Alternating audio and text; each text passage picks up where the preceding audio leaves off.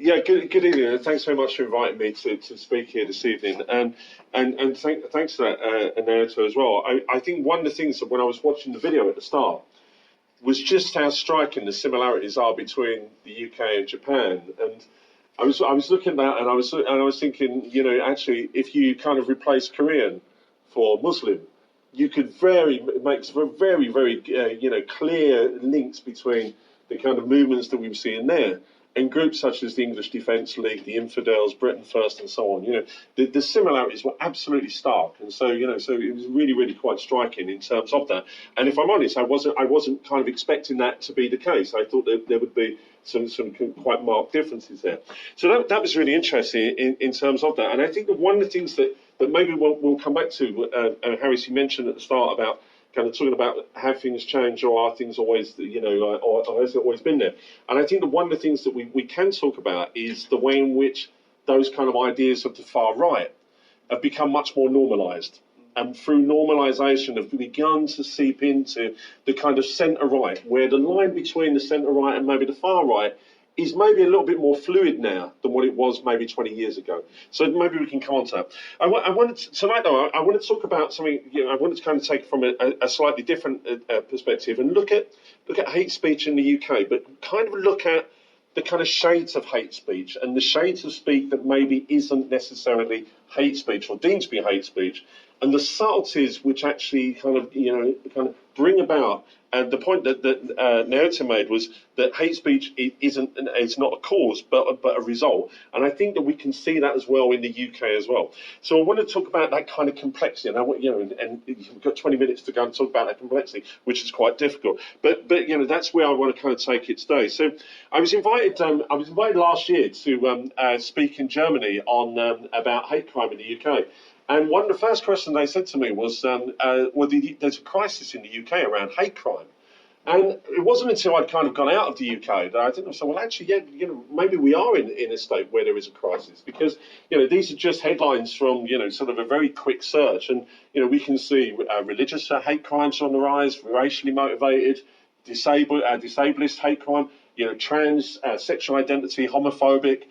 All of these types of hate crimes are on the rise. And then there was this at the weekend, babies being racially abused in the UK as hate crimes against children recorded every hour. And, we kind of like, we're maybe not taking this as seriously as what we are, so as what it needs to be. And so I think that there is this kind of case where that we are, in some ways, in a sense of crisis in the UK. Now, one of the differences here is that what we know is that when we come to hate crime, we have a very clear kind of framing as to what a hate crime is. So the College of Policing, prior to this, since around 2004, defines a hate crime as any criminal offence which is perceived by the victim or any other person as being motivated by hostility or prejudice. So if I see somebody being attacked, and I think that that's being motivated by, the fact that they're maybe sort of, maybe by their gender, by their kind of race, by their religion, by their ethnicity, by their disability, then I can actually report that as well as a hate crime, and so can the victim. So it's very much about perception. So it becomes something which becomes quite clear. We understand it. We can find it. We can see it as something which is quite tangible, and because of that, we then record it. And, in the UK, we have those 5 monitored strands, but the police and the College of Policing acknowledge that actually other strands can be used as well. So things such as homelessness, things around misogyny, for example, is one which is kind of creating a lot of discussion at the moment. We can look at these kind of things and we can look at those characteristics and say, what is it that makes people hate somebody? And what is it that makes them actually want to, commit a crime against them on that basis? Now, when we get to hate speech, we don't have that kind of same guidelines, So we have general definitions, and here we have an expression of hatred towards another person or group of people that can find form in writing, speech, and so on. Now, if we look between the two, the first one is about perceptions. It could be my perception, it could be perception of the victims, it could be a perception of an onlooker. Here we don't have that kind of sort of that kind of clarity which is required. So who is it actually that says this is hate speech? Who is it that actually kind of defines or categorises something as hate speech?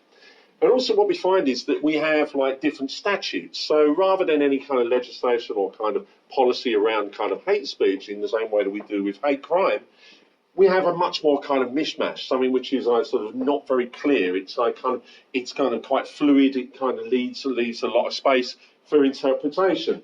And so we have their offence to use threatening, abusive, or insulting words or behaviour, incitement to racial or religious hatred, or glorification of terrorism. So you can see under the kind of very broad heading of kind of hate speech in the UK, it's a much more kind of a nebulous kind of concept, a nebulous kind of entity. And then we have like this kind of complexity and this kind of the kind of contestation which begins to emerge, because on the top we have like the Human Rights Act and Article 10 safeguards the right to free expression, which isn't absolute, but we need to kind of protect the right for people to be able to kind of have that right of free expression, that freedom of speech, which is something which is critical in a kind of a democratic space. And then we also have this notion of offence as well. Can we be offended? Is it wrong to be offended? Do I have the right to offend somebody with what I say? And liberty there, so it says that, criminalising even the most unpalatable, illiberal and offensive speech should be approached with grave concern. And we can see what it would mean if certain words or phrases or kind of ideas were actually owned and possessed by, one community or another. The way in which sort of, it becomes illegal to say a certain word or a certain phrase becomes, very much a kind of thing where actually it can create tensions and so on.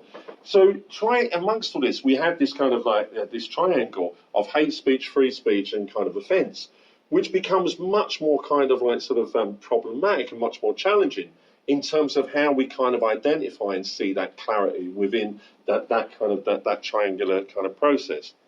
So what I wanted to do was to just give some examples, and it's been quite interesting because when I was invited to do this, there's been a number of kind of high-profile kind of cases around which could be potential hate speech. So we have a couple here, and so I'm going to give 4 examples and kind of try and understand, whether or not this is hate speech or someone. So we have Jo Brand, the comedian. She was on the Heresy BBC programme, Radio 4 programme, just over a week ago. And when she was talking about British politics and the terrible time, she said that's because certain unpleasant characters are being thrown to the fore and they're very, very easy to hate. And I'm kind of thinking, why bother with a milkshake when you can get some battery acid?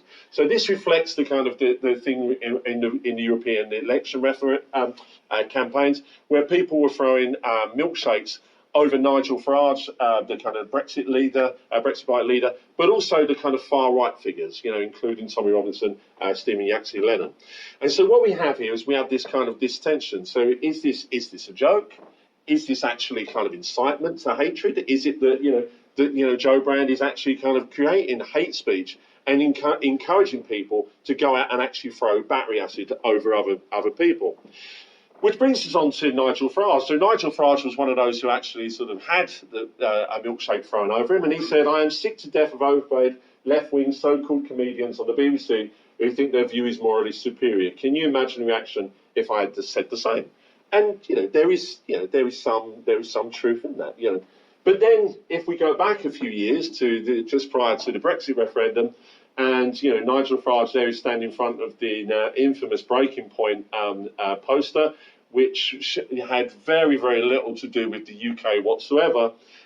We had 40,000 people lodge a complaint with the Metropolitan Police, alleging that poster and Farage's use of it incited racial and religious hatred. So if we're looking at hate speech in terms of something which can be transmitted, through the written word or through the communicated through the published word, then what we can see here is that 40,000 people thought that was a good example of hate speech. And then we go on to sort of another one from recent. So I think that Glastonbury Festival is this weekend, if I'm right, I'm not sure. And Glastonbury Festival organisers were criticised for inviting the band Children. Has anybody heard the band Children? I only listen to them purely because of this. It's subjective, but I wouldn't recommend many people go out and listen.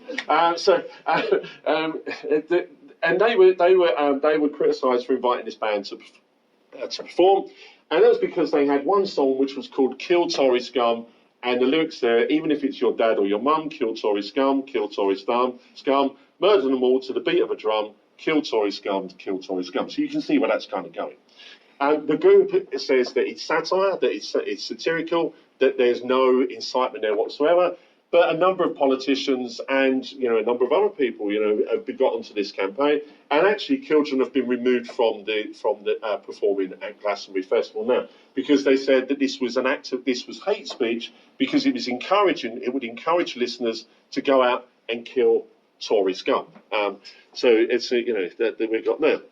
And then, of course, we get Boris Johnson, and almost a year to the day, in his column in the Telegraph newspaper, when he was defending the right of Muslim women to wear the niqab, so the full face veil, he also took the time to, in that same piece, to describe them as bank robbers and letterboxes.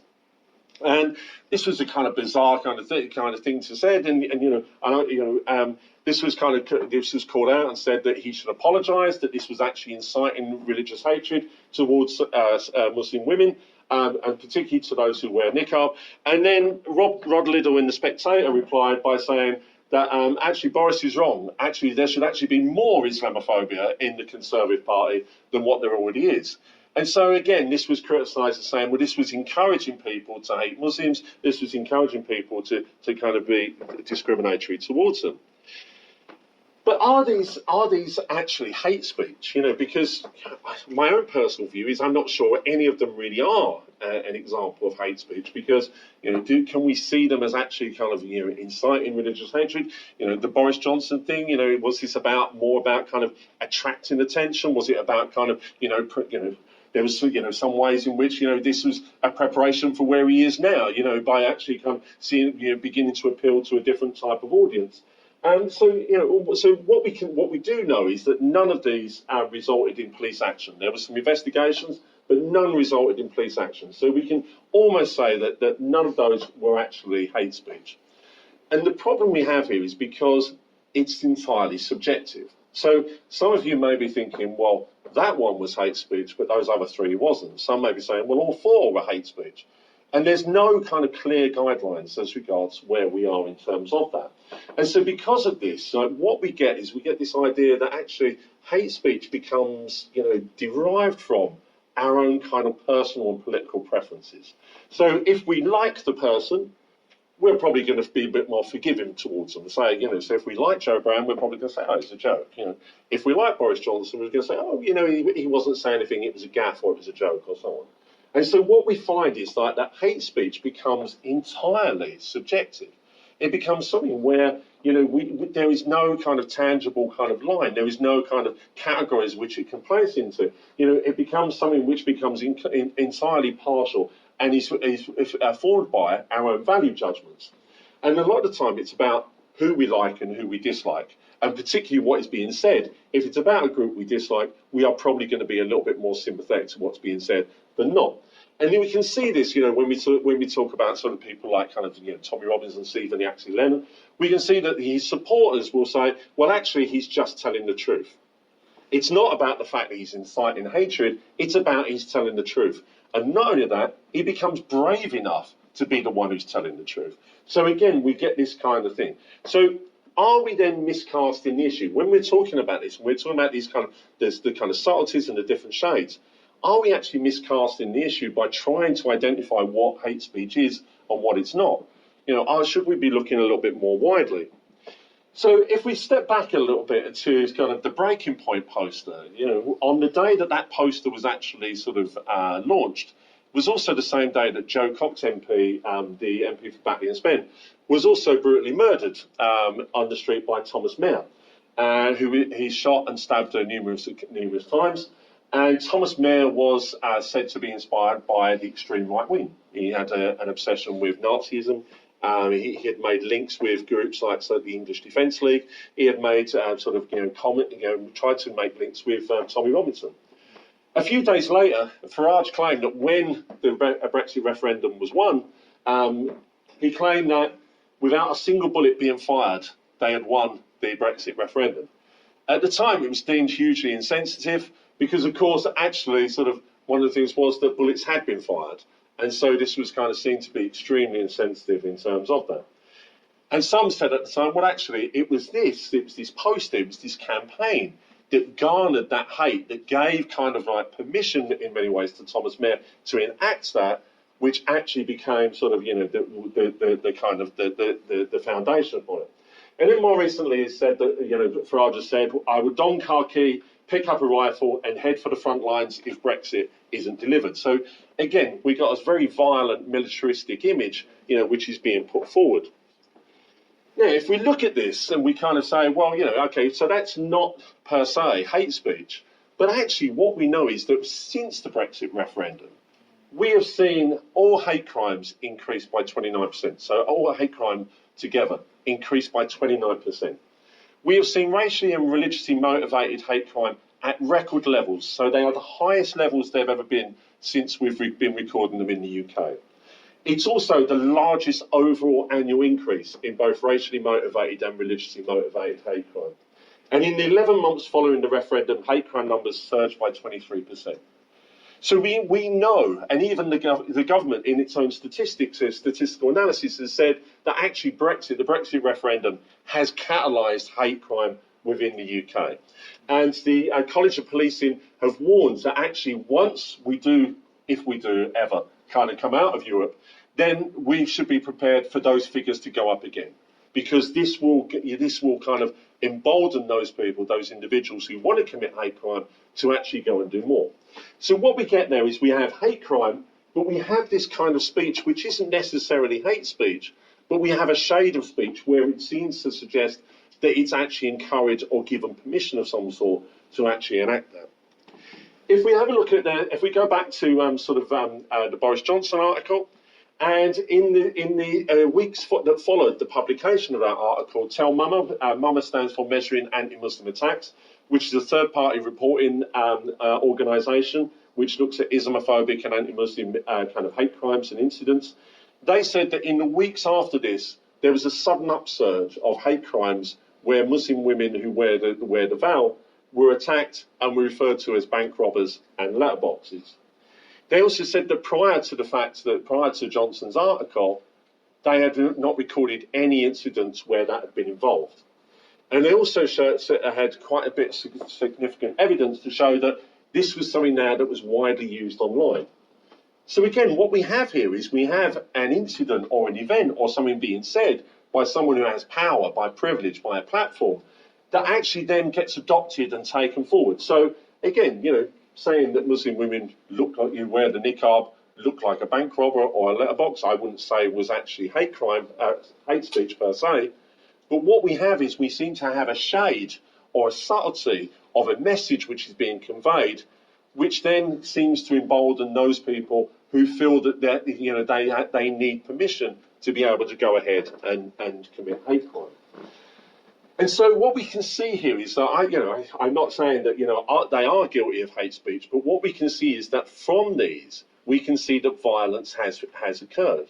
So actually, whilst these are not hate speech per se, whilst these incidents don't kind of fall within any legislative or policy framework, we are in a space where actually sort of things which are said, those ideas which are put forward, can actually kind of catalyse or bring about a change, or actually catalyse people to enact their hate that they kind of see in terms of them.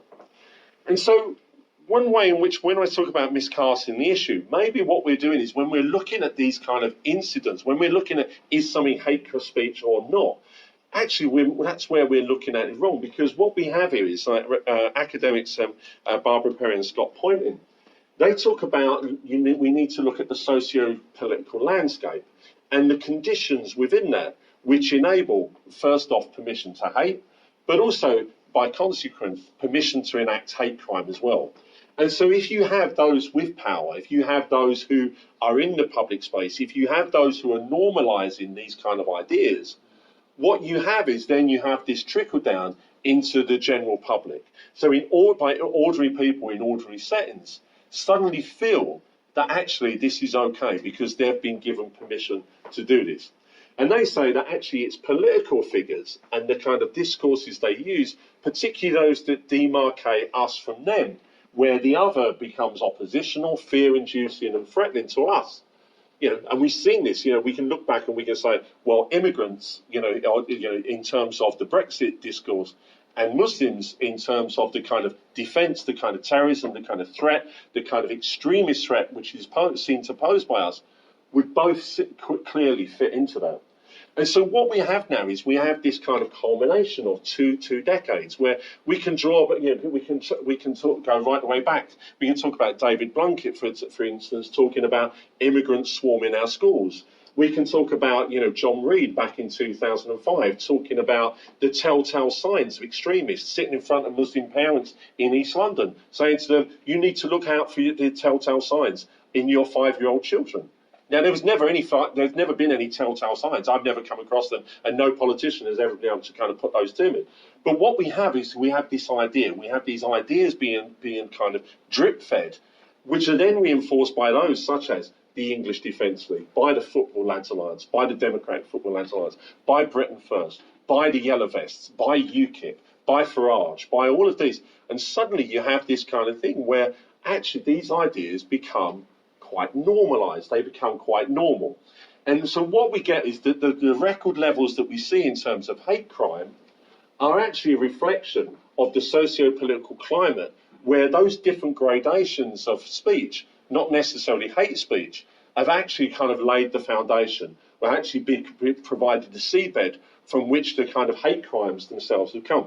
So we can see that there's a clear link between the hate crimes and the speech, not necessarily hate speech.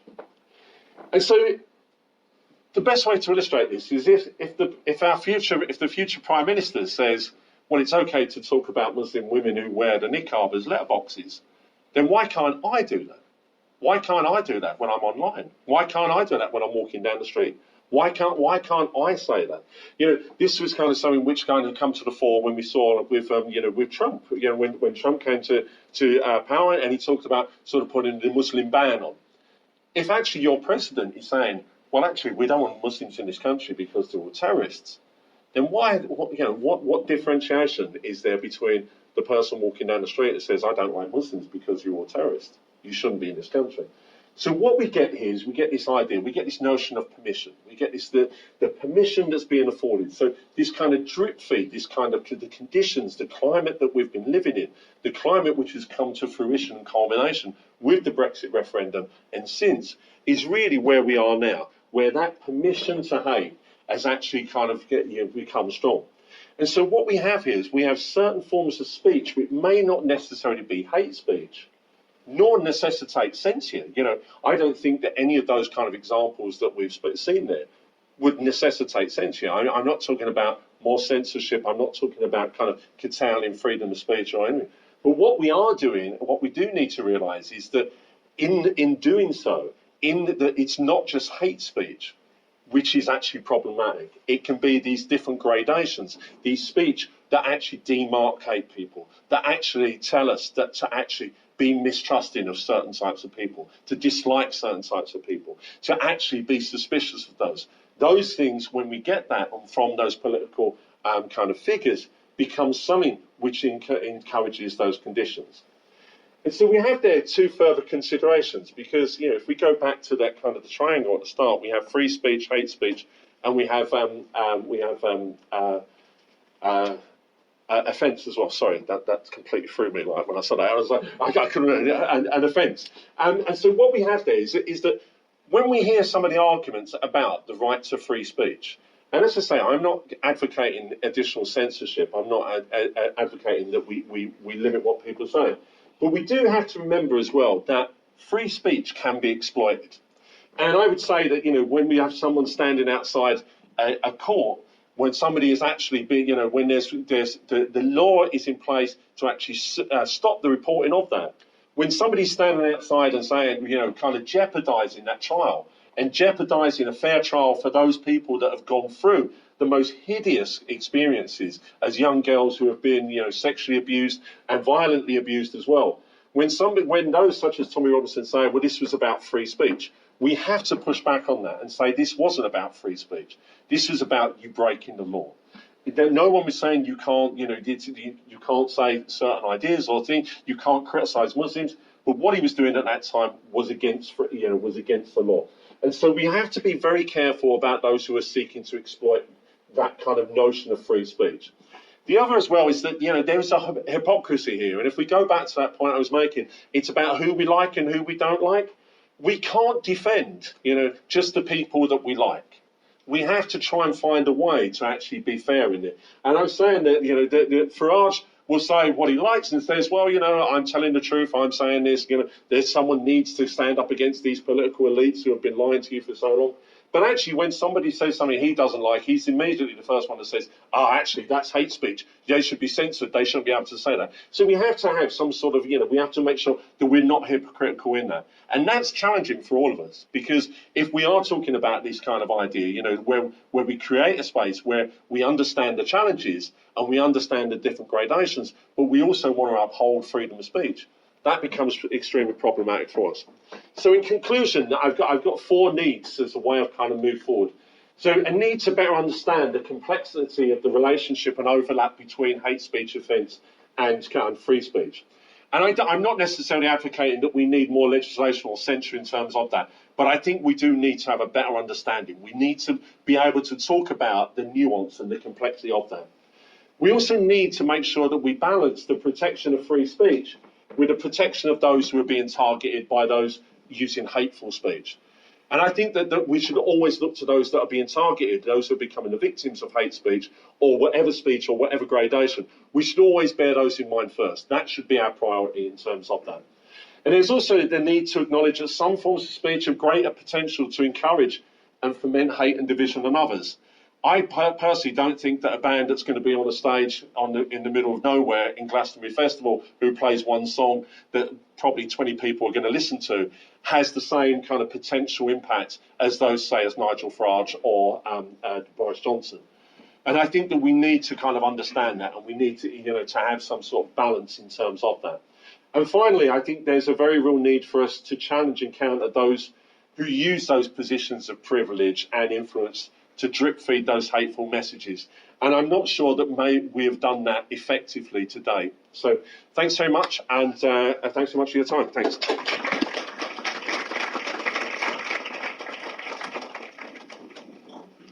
we gather the panel back to Chris, bring you a seat over here. I'd like to thank both Naoto and Chris for actually a very inspirational set of presentations that are